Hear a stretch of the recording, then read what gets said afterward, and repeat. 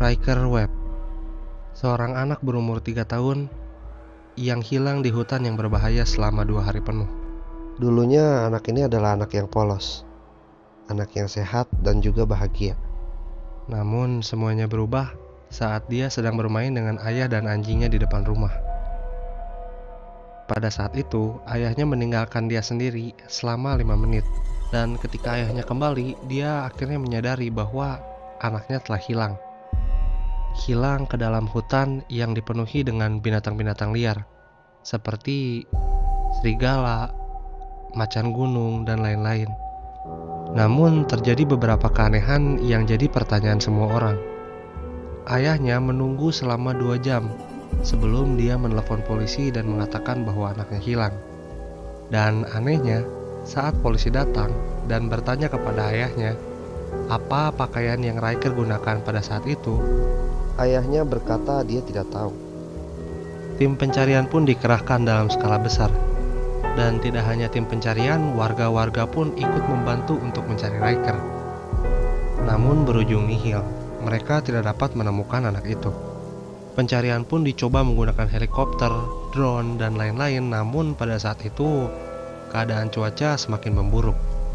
Tiba-tiba saja terjadi badai yang sangat besar, dan suhu pada saat itu turun hingga sampai -4 derajat Celcius. Namun mereka tidak menyerah. Mereka percaya bahwa ada kemungkinan Riker masihlah hidup. Setelah 2 hari berlalu, akhirnya Riker ditemukan. Dia ditemukan 4 km dari rumahnya. Dia ditemukan oleh sebuah keluarga kecil yang menemukan Riker sedang ada di dalam gudang perkakas mereka. Dia mengalami dehidrasi dan belum makan apapun selama 2 hari. Dan udah jelas dia pun terlihat sangat ketakutan. Dan ini perubahan Riker saat ditemukan. Orang-orang percaya bahwa ekspresi dari Riker biasa disebut The Thousand Yard Stare, sebuah ekspresi yang dimiliki oleh korban-korban yang memiliki trauma yang sangat berat. Ekspresi yang dimiliki oleh orang-orang yang benar-benar ketakutan dan benar-benar trauma oleh pengalamannya.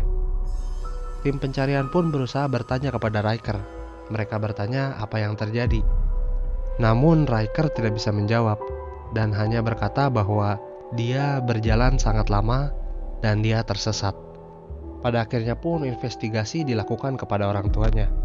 Mereka ditanya kenapa harus menunggu 2 jam sebelum mereka menelpon polisi bahwa anaknya hilang. Namun kelanjutannya nggak ada yang tahu hasil investigasinya. Sampai saat ini pun nggak ada yang tahu gimana caranya dia bisa bertahan di sebuah hutan yang dipenuhi oleh makhluk buas. Dan keadaan cuaca yang sangat ekstrim pada saat itu. Gimana menurut lo? Ada yang aneh gak sih dari cerita ini? Coba tulis di kolom komentar.